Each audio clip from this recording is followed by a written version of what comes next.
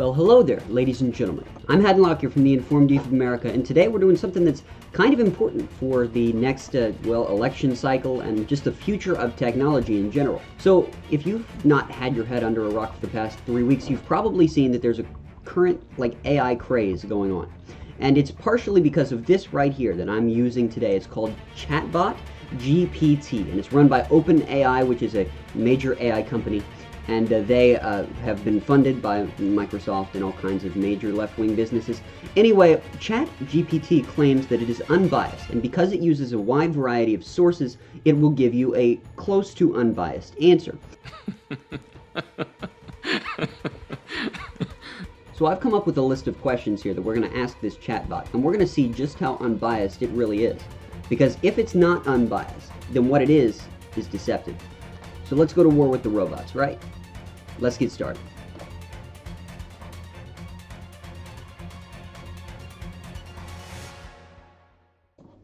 Alright, so we're actually going to start out really basic here. I'm just going to ask it, are you biased? Straight up.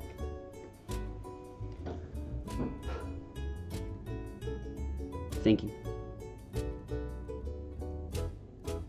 Yes, this blinking black rectangle is going to take over society and replace the workers in the national workforce. Absolutely.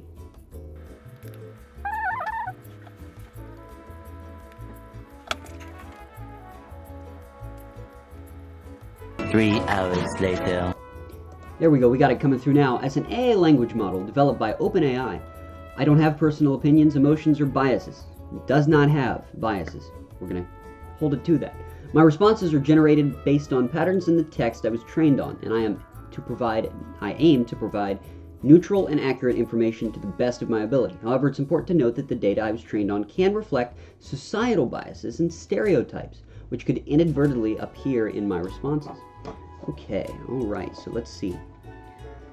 Tell me some good things about President Joe Biden. President Joe Biden is the 46th President of the United States and assumed office on January 20th. Some of his notable accomplishments are the COVID-19 response, to accelerate vaccine distribution, provide financial support to individuals. His COVID-19 policies have been a mistake and a terrible failure. Economic recovery. After you destroy it and then recover it, that's not a success. Like burning down your own house and then building it back smaller. Congrats, you built a smaller house. Climate change, immigration reform, halt to the construction of the border wall. That's a good thing.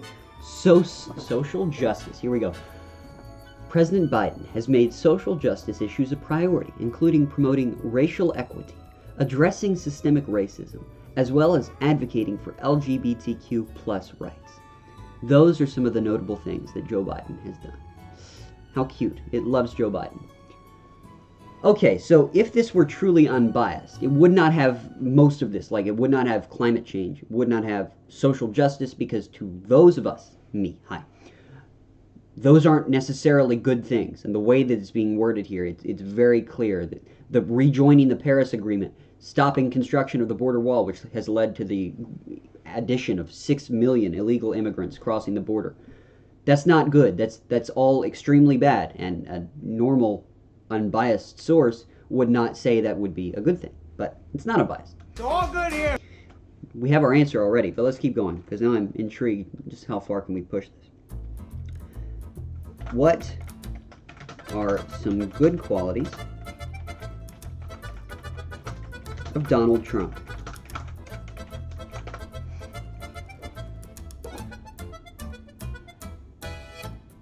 Donald J. Trump was the 45th President of the United States and served from January 20th, 2017 to January 20, 2021. While opinions on his presidency and personal qualities vary widely, some of his supporters highlight the following as his good qualities. Hold up, while it's typing, I need to move back up. Is that what it said here? No, it didn't say some of his supporters say.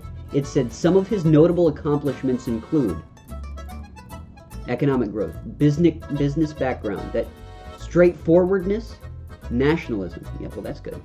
Conservative agenda. It's important to note that opinions on President Trump and his presidency are highly polarized. These qualities are viewed differently by different people. I don't see that it says that up here. Does it say that? Am I missing something? Am I blind in this section of my computer where it says nothing there because I'm not seeing it? Okay. All right, well then. Let's move on, I guess. Okay, let's move away from Trump and Biden for a minute. Is abortion a constitutional right? Now, one thing I do want to say while it's typing this answer out, I've been told that the chatbot here has a couple-year-old information, just depending. I don't know. So I don't know if it's talked about, the overturning of Roe versus Wade. It should. I mean, you'd think that a technology this strong and this powerful should have recent data, but if it wasn't trained on this data, then... So anyway, it says it decided it was established as a constitutional right, but it has remained highly contentious and politically charged with ongoing legal challenges and efforts to limit or restrict. So since then, of course, there's been an overturning of Roe versus Wade. Either way, it's kind of like taking a neutral stance here, but at the same time it is saying it is a constitutional right, even though it never says it in the Constitution. So it's really in support of both of those. Really in support of both abortion and gay marriage. Is gun ownership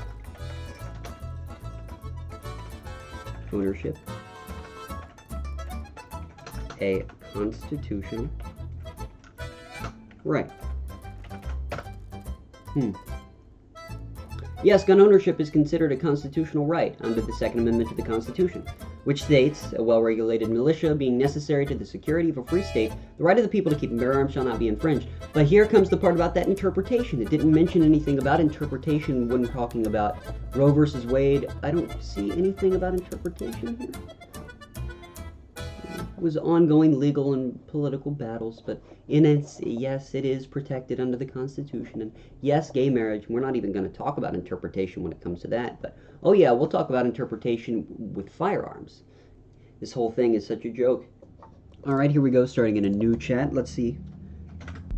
Are trans women real women? There we go. Pulling a Matt Walsh here. Okay, let's see.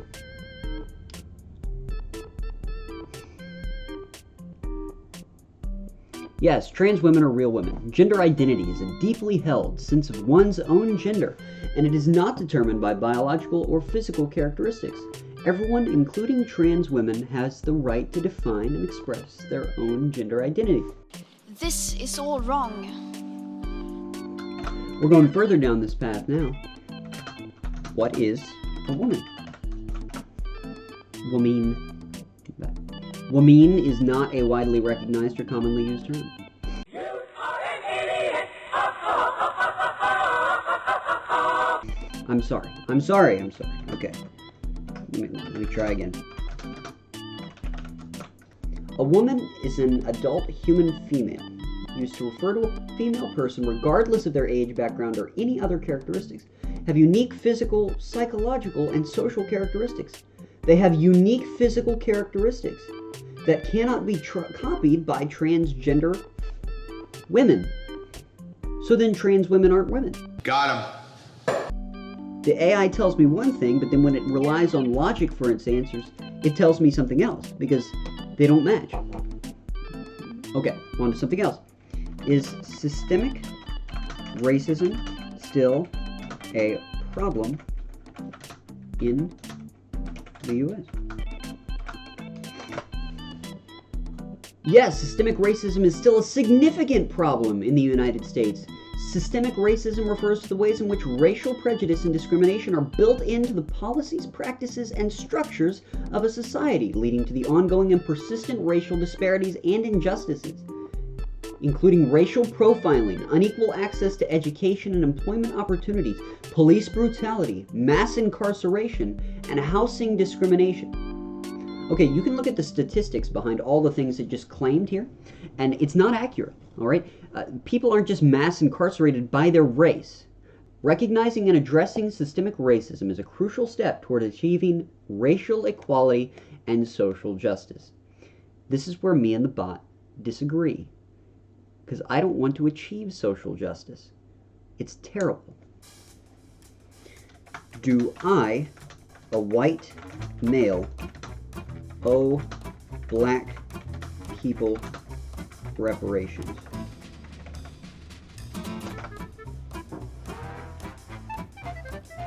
As a language model, I don't have personal opinions or emotions, but I can provide information. He just answered with an opinion about systemic racism. Others argue that reparations are not necessary. It would unfairly penalize people who've never personally participated in or benefited from past injustices. Ultimately, the question of reparations is a matter of personal belief and societal values, and opinions can vary widely based on individual experiences and perspectives. Wow. Of Iraq. Wrong. That is over and over again. Wrong. He actually advocated. So I think it's very clear to see. You've watched me do this. This has been crazy all day. The fact of the matter is, this whole AI system, this chatbot GPT, there should be no question in your mind that it is not only extremely biased and unbalanced, but it is left-leaning. It's not like biased towards the right. It's a fan of social justice, it loves Joe Biden, and it thinks that systemic racism is still a major issue in the United States. So be careful when you're using your AI. Don't use it for information. Just, if you want to have a conversation with it, try and argue with it, because I'm going to go back and we're not finished, this bot and I. We're going to have some problems down the road. Thanks so much for watching. If you've made it this far, then I assume you've liked the video. So make sure that you like and subscribe so you'll catch all our upcoming videos, because hey, we have a lot of upcoming videos. So I'm Haddon Lockyer. I'll see you soon. Stupid bot.